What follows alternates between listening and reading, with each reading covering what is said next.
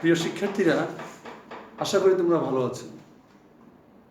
COVID-19 virus কর্তৃক সৃষ্ট বিশ্বব্যাপী এই দুর্যোগে তোমরা অবশ্যই ঘরে থাকবে এবং স্বাস্থ্যবিধিসমূহ অনুসরণ করবে।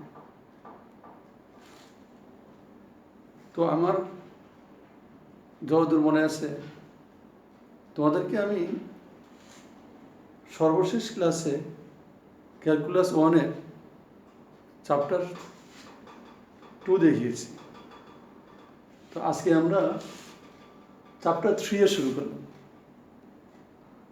তো তোমরা কোথাও যদি পড়া বুঝতে তোমাদের সমস্যা হয়, তাহলে আমাকে কমেন্টসে লিখবে, আমি সমস্যাগুলো সমাধান করে দিব, অথবা পরবর্তী ক্লাসে আমরা এগুলো নিয়ে আলোচনা করব।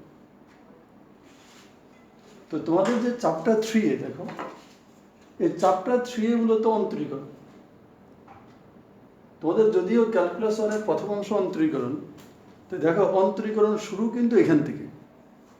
আমরা আগে আলোচনা করেছি ক্যালকুলাসটা দুটা ধারণার উপর প্রতিষ্ঠিত। একটি হলো ফাংশনের ধারণা, আর একটি হলো সীমার ধারণা। এই কারণে ক্যালকুলাসের শুরুতে তোমাদের ফাংশন এবং লিমিট নিয়ে আলোচনা আছে। এক্সারসাইজ তোমাদের চ্যাপ্টার 1, এটা হলো ফাংশন নিয়ে আলোচনা। চ্যাপ্টার 2 লিমিট নিয়ে আলোচনা। তো মূলত তোমাদের এই মূল ক্যালকুলাসটা শুরু হলো এই অধ্যায় থেকে। কারণ তোমাদের ক্যালকুলাস 1 দুই ভাগে বিভক্ত, অন্তরীকরণ এবং ইন্টিগ্রেশন। এখান থেকে মূলত চ্যাপ্টার 3 থেকে তোমাদের ইন্টিগ্রেশন অন্তরীকরণটা শুরু।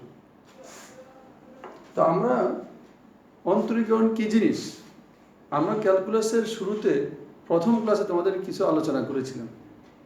আমরা বলেছিলাম আমাদের এই ক্যালকুলাসের কাজটা কি, ফাংশনের পরিবর্তন হার নির্ণয় করা।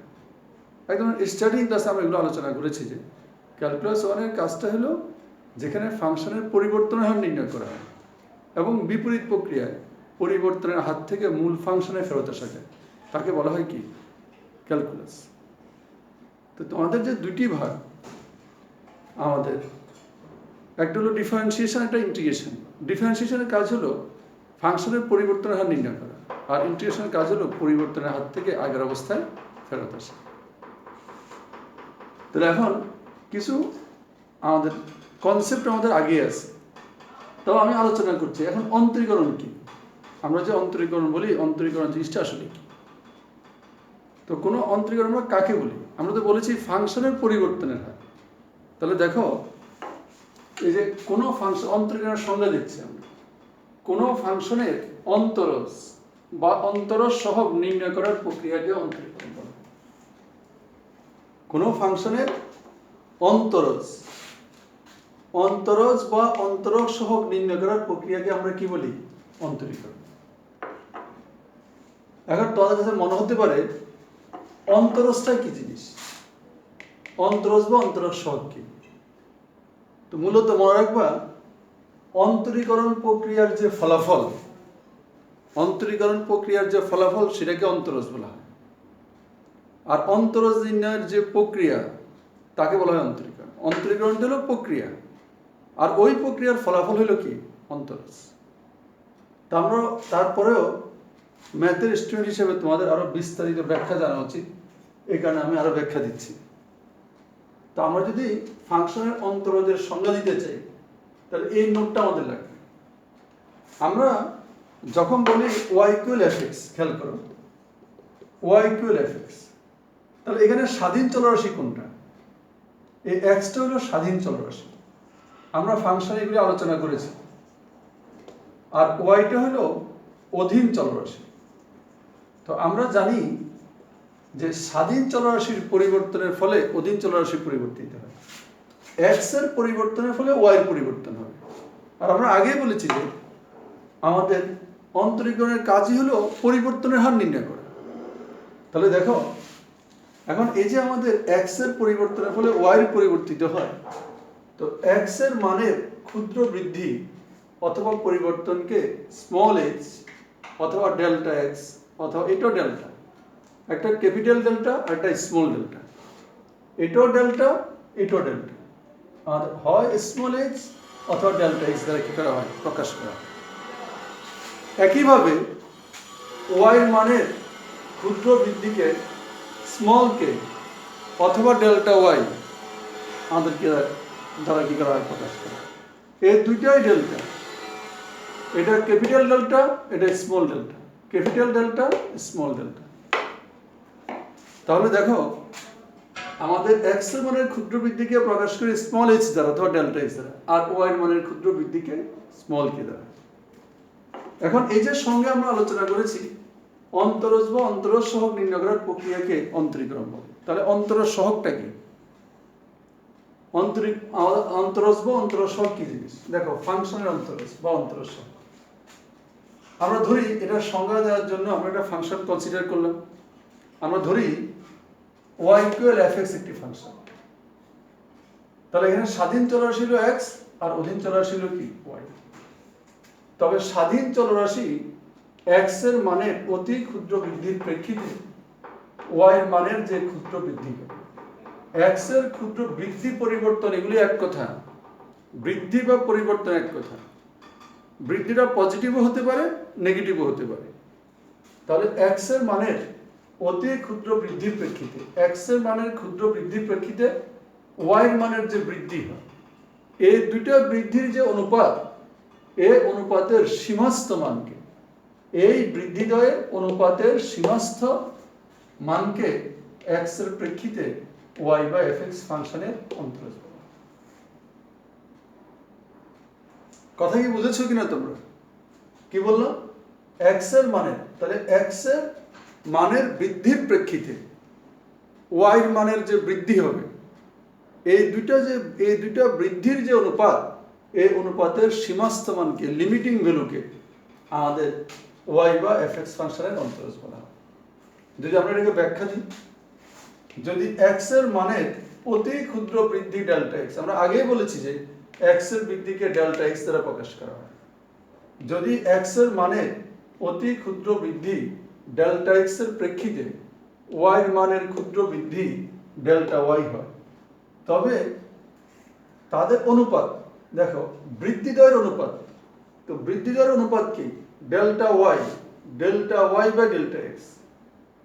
এখন তোমাদের মনে প্রশ্ন রাখতে পারে যে sir delta y by delta x না লিখে আমরা delta x by delta y লিখতে পারি কিনা? এটা লেখা যাবে না। কারণ হলো আমাদের স্বাধীন চলরাশি অলওয়েজ নিচে বসে। মনে করো আমরা লিখলাম 4/3, এখানে কি লিখেছি আমরা? 4/3, 4/3। তাহলে আগে কি কাজ? আগে 4 ভাগ, তারপর কি ওই 4 ভাগ থেকে আমরা 3 ভাগ নিব। তাহলে কোন কাজটা আগে হচ্ছে? আগে 4 ভাগ হচ্ছে, ওখান থেকে 3 ভাগ নিচ্ছি। তাহলে যে কাজটা আগে সেটা নিচে বসে। তাহলে এক্ষেত্রে আমরা কোন কাজটা আগে ঘটে? আগে কার বৃদ্ধি হয়? আগে স্বাধীন চলরাশির বৃদ্ধি হয়, x এর মানের বৃদ্ধি হয়, তার প্রেক্ষিতে y বৃদ্ধি হচ্ছে। এই কারণে নিচে আছে ডেল্টা x, উপরে কি ডেল্টা y, মানে যে কাজটা আগে ঘটে সেটা নিচে বসে। আর আমরা যে বললাম বৃদ্ধিদ্বয়ের অনুপাতের সীমাস্থ মান, তো সীমাস্থ মান মানে লিমিটিং ভ্যালু। সীমাস্থ মান কেন লেখা হয়, কেন বলা হয়? কারণ আমরা বলেছি যে অতি ক্ষুদ্র বৃদ্ধি, তো অতি ক্ষুদ্র বৃদ্ধি এগুলো কখনো স্বাভাবিক নিয়মে প্রকাশ করা যায় না। এগুলি প্রকাশ করতে গেলে লিমিটের প্রয়োজন হয়। এই কারণে আমরা লিমিটটা ব্যবহার করছি। এটা হলো সীমাস্থ মান। আর লিমিট অলওয়েজ স্বাধীন চলরাশি হয়। এখানে স্বাধীন চলরাশি x, তাহলে লিমিটটা কার হবে? x এর হবে। কারণ x এর পরিবর্তনের ফলে y পরিবর্তিত হচ্ছে। তাহলে x এর বৃদ্ধি যদি ক্ষুদ্র হয়, তাহলে স্বাভাবিকভাবে y এর বৃদ্ধিও কি হবে? ক্ষুদ্র হবে। এখানে আমরা বলেছি যে এই যে x এর মানের অতি ক্ষুদ্র বৃদ্ধি ডেল্টা x এর প্রেক্ষিতে y এর মানের ক্ষুদ্র বৃদ্ধি ডেল্টা y হয়, তবে বৃদ্ধিদ্বয়ের অনুপাতের সীমাস্থ মান, এটা হলো সীমাস্থ মান। এটাকে, এই যে আমাদের এতকে, এই রাশিটাকে x এর সাপেক্ষে y বা fx ফাংশনের অন্তরজ বলা হয়। আর ইহাকে সংক্ষেপে ddx অফ y প্রতীক দ্বারা প্রকাশ করা হয়। আমরা যে ddx অফ y বলি, এটা একটা প্রতীক। ddx অফ y কাকে? এই ddx অফ y মানে এটা, অর্থাৎ ddx অফ y ইকুয়াল এত। তাহলে ddx অফ y বললেই বুঝতে হবে limit delta x tends to 0 delta y by delta x. মানে এটাকে আমাদের কি আছে, এটা বড়, এটাকে সংক্ষেপে লেখার জন্য আমরা ddx অফ y প্রতীক ব্যবহার করি। এখন আমরা শিখব কিভাবে ddx অফ y নির্ণয় করতে হয়। ddx অফ y নির্ণয়,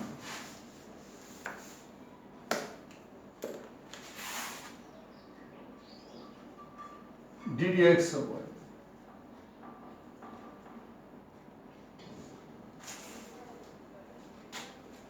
আমরা ddx of y বা এই রাশিটা, এই লিমিটার মানটা আমরা পাবো কিভাবে? তো আমরা ধরি y ইকুয়াল fx, আমরা একটা ফাংশন কনসিডার করি, এটা একটি ফাংশন।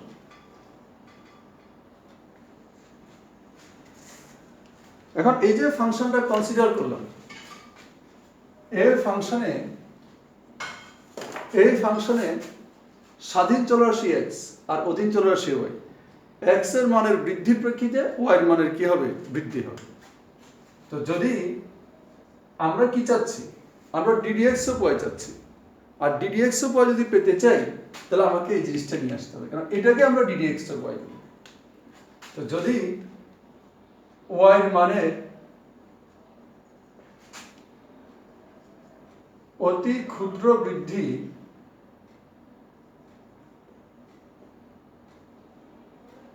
ডেল্টা এক্স এর প্রেক্ষিতে,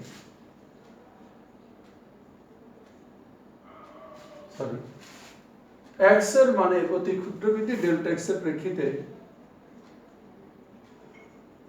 ওয়াই এর মানে ক্ষুদ্র বৃদ্ধি ডেল্টা ওয়াই হয়, তবে 1 নং সমীকরণের রূপান্তরিত আকার,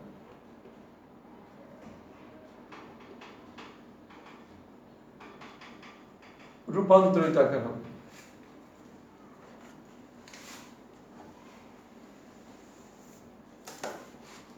1 নং সমীকরণের রূপান্তরিত আকার কি হবে? দেখো এখানে y ইকুয়াল fx, স্বাধীন চলরাশি x, অধীন চলরাশি y। তো x এর বৃদ্ধি হচ্ছে ডেল্টা x পরিমাণ, আর এটার প্রেক্ষিতে y এর বৃদ্ধি হচ্ছে ডেল্টা y পরিমাণ, তাহলে এটার রূপান্তরিত আকার কি হবে? y plus delta y equal f of x plus delta x। এটা যদি x এর মানের বৃদ্ধির প্রেক্ষিতে y এর মানের বৃদ্ধি হয়, তাহলে এই সমীকরণটার রূপান্তরিত আকার হবে এটা, কারণ x বৃদ্ধি পেয়ে হচ্ছে ডেল্টা x পরিমাণ, তাহলে টোটাল বৃদ্ধি কত? x plus delta x। y বৃদ্ধি পেয়ে হচ্ছে ডেল্টা y পরিমাণ, তাহলে y প্লাস ডেল্টা y। তাহলে পরিবর্তন কতটুকু হলো? এটা এই সমীকরণের রূপান্তরিত আকার এটা, তাহলে পরিবর্তন কতটুকু হলো? কারণ আমাদের তো পরিবর্তনের হার বের করতে হবে। এই কারণে আমরা করি কি, এই 2 থেকে আমরা 2 থেকে 1 বিয়োগ করি। তো এটা থেকে যদি এটা বিয়োগ করি তাহলে আমরা কি পাই? এটা থেকে y গেলে ডেল্টা y, আর এখান থেকে f of x plus delta x minus f of x।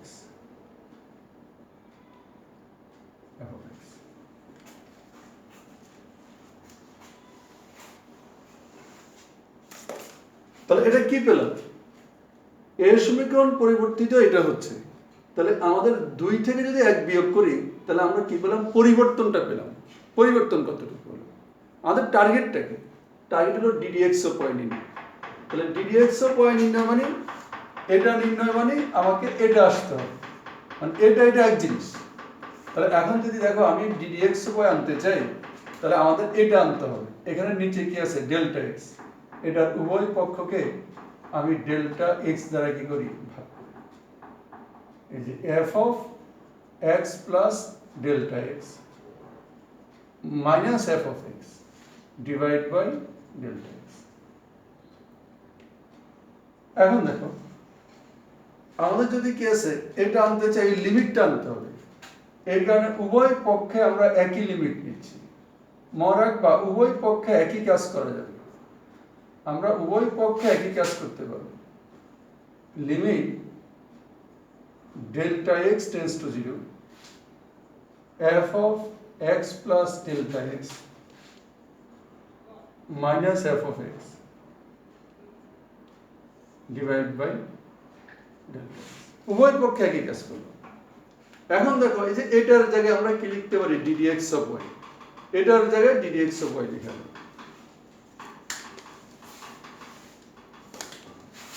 তাহলে আমাদের ddx of y equal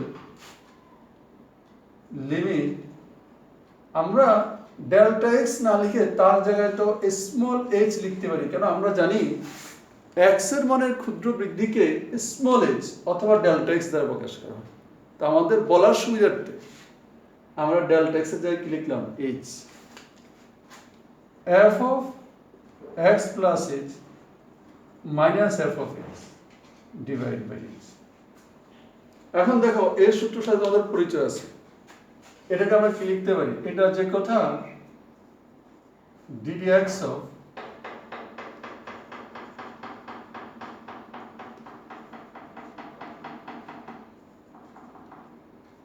f of x limit h tends to কত 0, f of x plus h f x, এই যে y এর জায়গায় f x বসালাম, y equal f of x, তাহলে y এর জায়গায় f of x বসালাম। এখন যে এই যে সূত্র, এটাকে বলা হয় কি, ইহাকে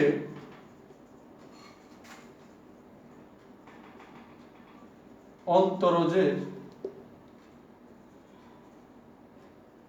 মূল নিয়ম বলা হয়। এটাকে অন্তরজের মূল নিয়ম, মানে অন্তরজের সংজ্ঞা এটার সাহায্য দেওয়া যায়।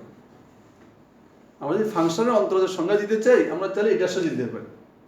তোমাদের এই এক্সারসাইজে, এই অধ্যায়ে আমরা এই মূল নিয়মের সাহায্যে অন্তরীকরণ করব। তোমরা ইন্টারমিডিয়েটও করে আসছো কিভাবে আমাদের মূল নিয়মে অন্তরীকরণ করতে হয়। আর আমাদের এই সূত্রটাই হলো অন্তরীকরণের মূল নিয়ম, আর এই সূত্র ব্যবহার করেই আমরা মূল নিয়মে কি করব, অন্তরীকরণ করব। তো শিক্ষার্থীরা, আমরা আজকে এতটুকু দেখালাম। নেক্সট ক্লাসে, তোমাদের পরবর্তী ক্লাসে আমরা এই নিয়মের সাহায্যে আমরা এই চ্যাপ্টার 3 এর কয়েকটা দুই তিনটা অঙ্ক আমরা দেখাই দিই। আর এই অধ্যায়ে 2টা অঙ্ক করলেই এই চ্যাপ্টারের সকল অঙ্ক পারা যায়। তো নেক্সট ক্লাসে তোমাদের আমরা এই চ্যাপ্টারের 2টা অঙ্ক দেখাবো। আর তোমাদের যদি এই ক্লাসে কোনো সমস্যা থাকে, সেটা আমাদের কমেন্টসে জানাবা, তাহলে আমি তোমাদের এই সমস্যাগুলির সমাধান করে দিব, বা পরবর্তী ক্লাসে আমরা আলোচনা করব।